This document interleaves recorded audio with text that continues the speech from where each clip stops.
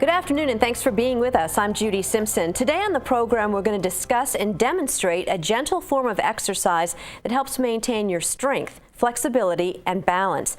It's called Tai Chi, and we're going to find out what it is and how it might benefit you or someone you know. To get things started, I want to welcome Ann Bauer. Ann is a director and authorized trainer with Tai Chi Vermont. In fact, she's taught Tai Chi in Vermont for more than 10 years. Welcome. Thanks for being with us. Thank you very much. It's a pleasure to be here. So what is Tai Chi? Tai Chi is, as you said, a gentle form of exercise that's low impact. We're told it began in China as a disguised way of doing martial arts. If you do it really, really slowly, you can't see that it could be a fighting form. But it's also become, for many of us, just a really healthy way to keep ourselves moving. It's, as we say, gentle and low impact.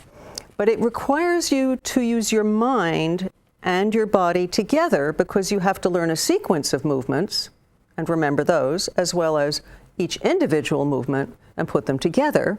And at the same time, of course, you're moving, you're turning, your arms are up a good deal of the time, which works on your core. You're stepping in different directions, so it works your balance. So it's a kind of nice overall exercise form, but it also has these meditative qualities. Well, I was going to say, talk a little bit about the benefits, because it's physical, it's also kind of emotional. Yep. And we find that when people come to a Tai Chi class to pick up on the emotional piece, their spirits are kind of lifted. You know, somebody comes in and they say, oh, I'm really tired today. I think I'm going to have to sit through most of the class. And then they never sit down because there's just something about doing Tai Chi with other people that makes you feel good. Even if you're not doing it perfectly, which doesn't matter. Right, it's all about your practice. It's all about your practice, exactly. So the benefits, well, we call the short form we do fall prevention Tai Chi. And that is the biggest problem in Vermont. You know, 1 out of 3 people over 65 falls every year. And of that, a huge percentage of those people end up going to the hospital and having all kinds of problems, and sometimes even dying. So this is our first thing that we worry about. And so we want to have people build up their strength and their balance and their awareness of where they are in space, and Tai Chi does all of those things. But even as it's working on balance and fall prevention, it also calms people down. It reduces stress. For some people, it lowers their blood pressure. People who have diabetes find their blood sugar levels are under better control. Interestingly, while it will not keep us from losing brain power, because we do that as we age, as you know, it slows that process down. Isn't that fabulous? It really is. I know. That's incredible. I know. And you don't need any special equipment. No. And you could be wearing like ratty old jeans and sneakers, you know, t-shirts, whatever. You can do it at home, you can do it outside, you can do it inside, you can do it with friends. You can come to a class. All right. Well, as I mentioned, we're going to be demonstrating some moves, so maybe let's start out. Okay. So what we're going to demonstrate, and can you put your paper down? Good. So this is just one of the little warm-ups we do. We have a series we do at the beginning of each class. And so this is our second shoulder exercise. Okay. I've chosen because it's very simple and it's very enjoyable. So you're going to start with your hands at your side and just bring them up to shoulder. I better step back a little. And you're going to bring them up to shoulder level, palms up, and then fold and bring them down. Now let's add breathing. So breathing in and out. And one more time, in and out. Okay? Yeah. So it's simple, but as you're breathing and moving your body together, you get that nice unified feeling, right? Yes. And the first time you do it, it's like, and then it just sort of smooths out and gets that nice round, soft feeling. You follow your breath, it's easy. Exactly, and you breathe into it, yeah. Now you have some more demonstrations you want to show us too, and you brought a couple of friends. I did. I brought my dear friend Jim, who happens to be my partner. And he's been a student of Tai Chi, what, 10 years now? Almost. Almost, yeah. And Elizabeth Whirls, who is an instructor and an authorized trainer, as am I, and she's also one of the directors of Tai Chi Vermont, our organization, and she teaches both seated and standing forms and brings a lot of wonderful Qigong movements into her Tai Chi, which is fantastic. So yeah, we're gonna do a little demonstration for you. Okay, great. You ready for that? Okay. So Elizabeth is going to be seated, so you can see how it goes when people do this in a chair. And many people do that and find it very beneficial, surprisingly beneficial. All right, let's get ourselves ready. That pretty good position, you think? Okay. All right, so here we are in what we call Wu Ji position, which is just our beginning position where we check our posture. And we're going to start with a little salute, just to formalize things. I'll name the movements as we go through them. Commencement.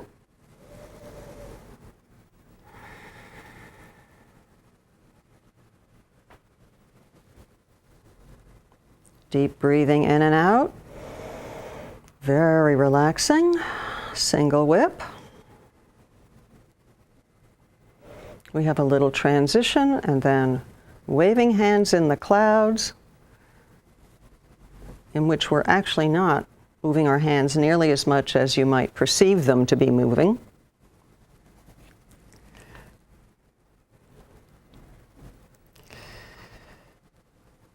And then we get another nice deep breath in and out. And a single whip the other way. And one more set of cloud hand movements.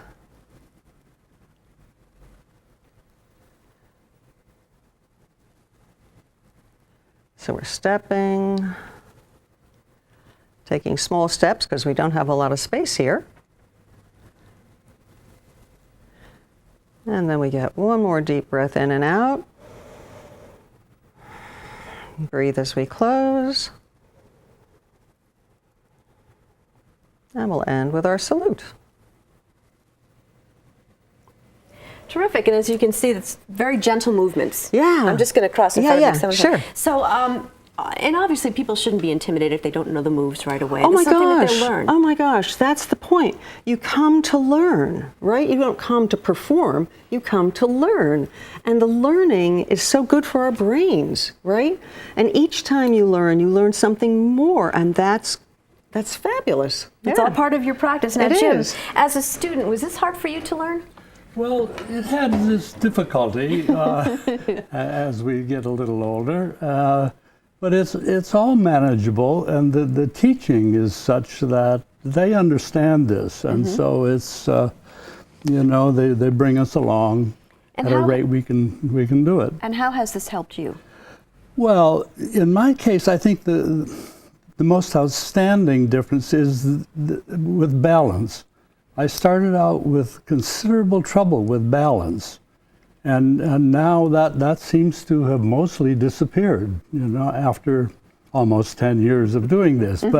But even immediately, I could see a big difference. I was much more aware of where my body weight was, and I'm quite active in gardening and such things, and it really helped with that, and continues to do so.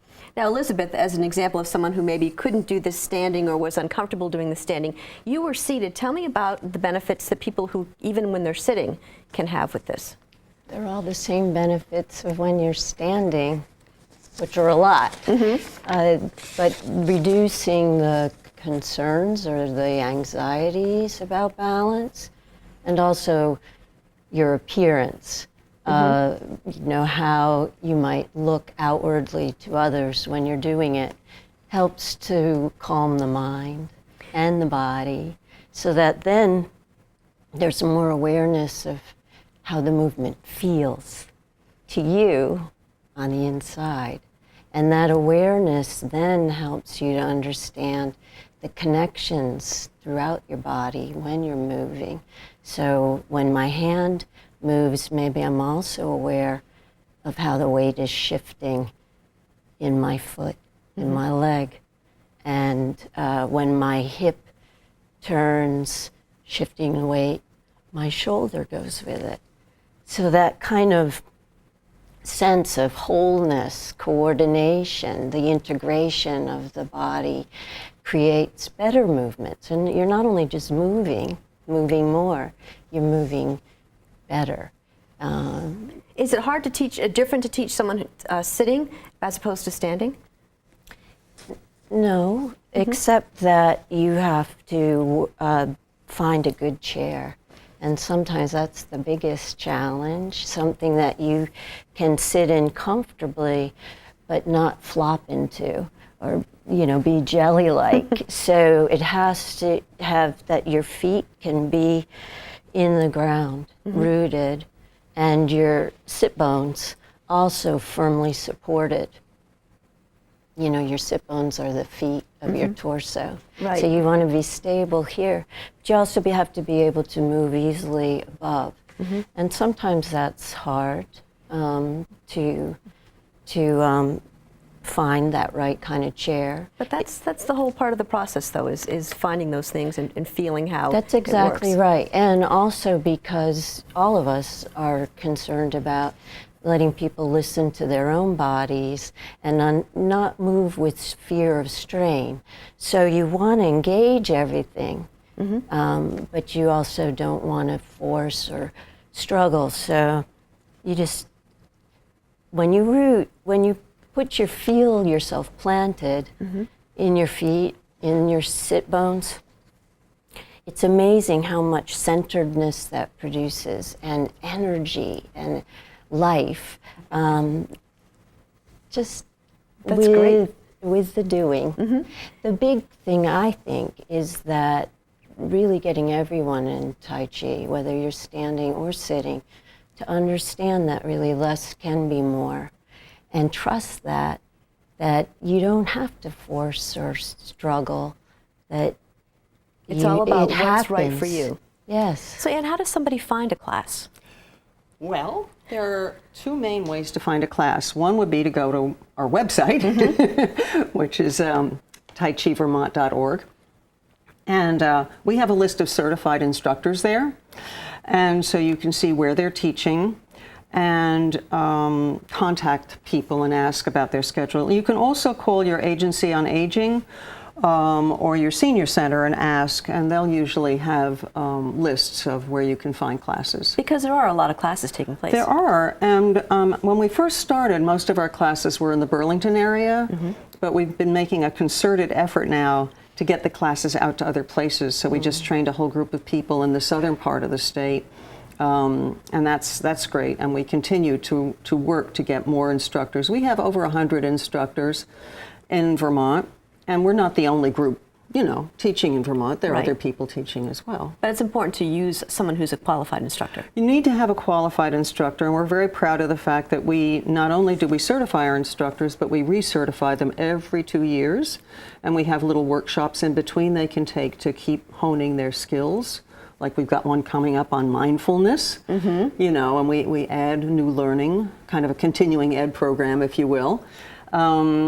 So we really do get to mentor our Tai Chi instructors and help each other learn. We exchange information all the time. And we talked about some of the physical benefits of Tai Chi, but also social benefits as well.